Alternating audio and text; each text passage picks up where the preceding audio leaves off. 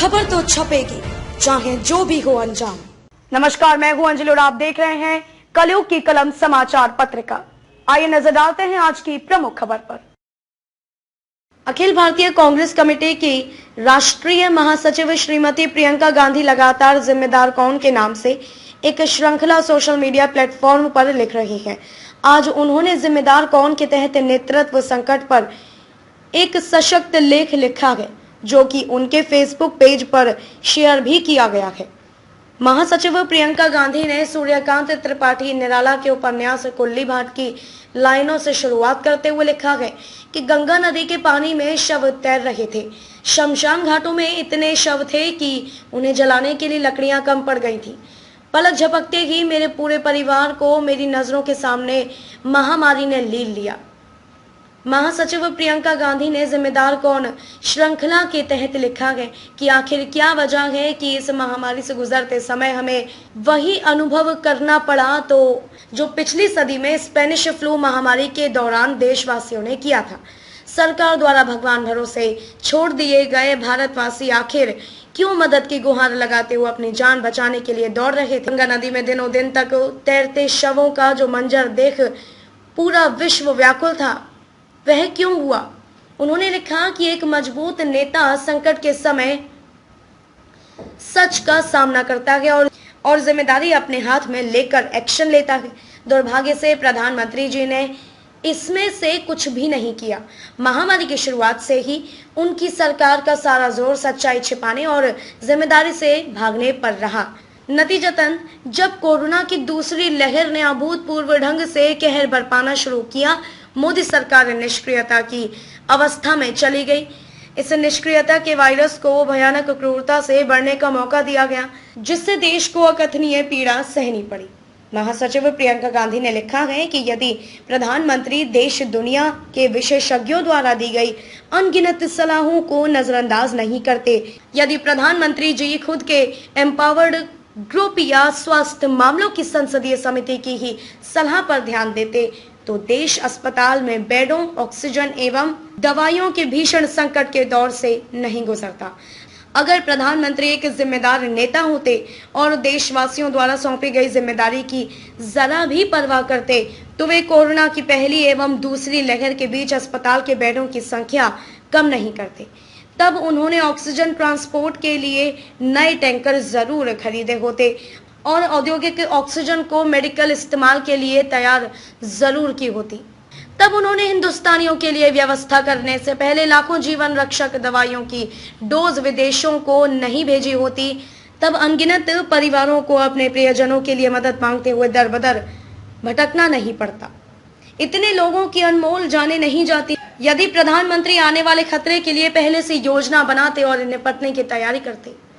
कांग्रेस महासचिव ने लिखा कि यदि प्रधानमंत्री जी ने देशवासियों की जिंदगी की कीमत अपने प्रचार और अपनी छवि से ज्यादा आंकी होती, तो आज देश में वैक्सीन का भीषण संकट पैदा नहीं हुआ होता।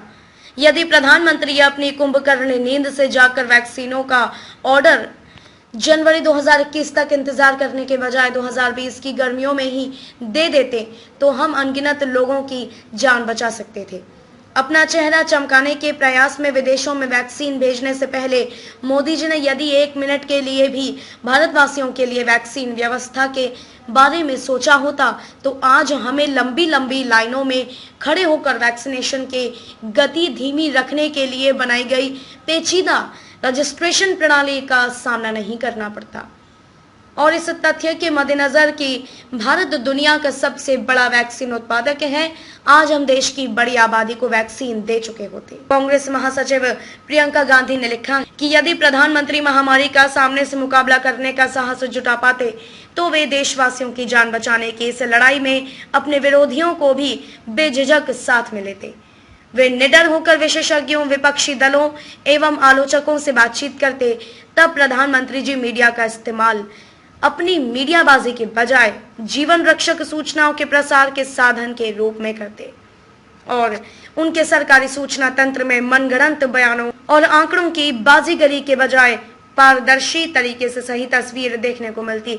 ये कोरोना से लड़ने का एक ज्यादा बेहतर और कुशल तरीका साबित होता है। महासचिव ने तीखी टिप्पणी करते हुए लिखा है कि यदि प्रधानमंत्री जी राजनीति के बजाय देशवासियों की जिंदगी को ज्यादा तरजीह देते तो वे कोरोना के खिलाफ इस असाधारण लड़ाई में राज्यों का पूरा सहयोग करते। टीवी पर आकर अपनी असफलता का दोष राज्य सरकारों पर मरने जैसी हरकतों के बजाय वे राज्यों को संसाधन उपलब्ध कराते, उनके बकायों का भुगतान करते और इस लड़ाई में उनके साथ मजबूती से खड़े होते।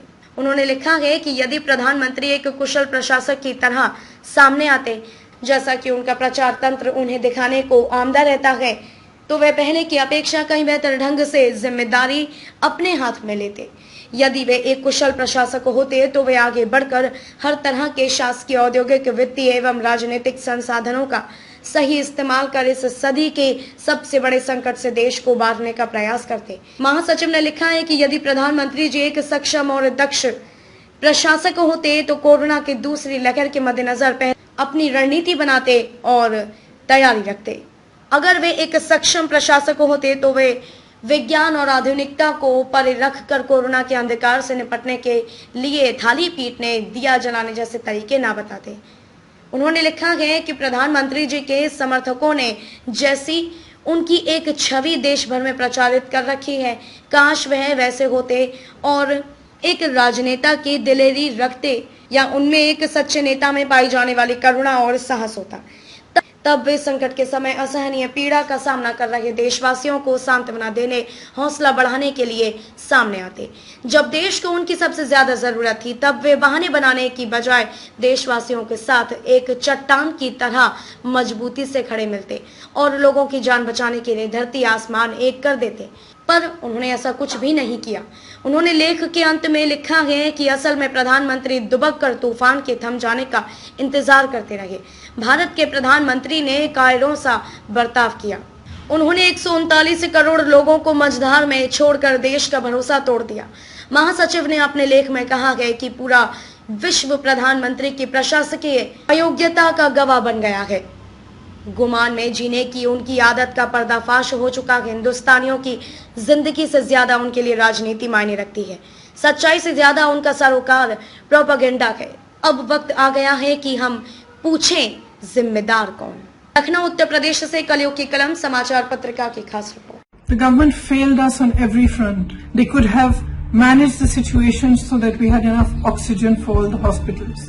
They could have listened to experts, increased the number of beds. They could have ordered vaccines when other countries ordered them back in June and July and May 2020.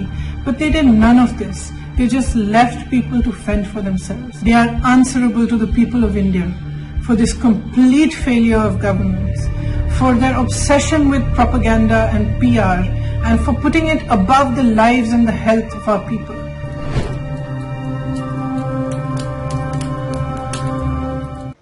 खबरों में अब तक के लिए बस इतना ही। मिलते हैं फिर किसी खास खबर के साथ। तब तक के लिए नमस्कार।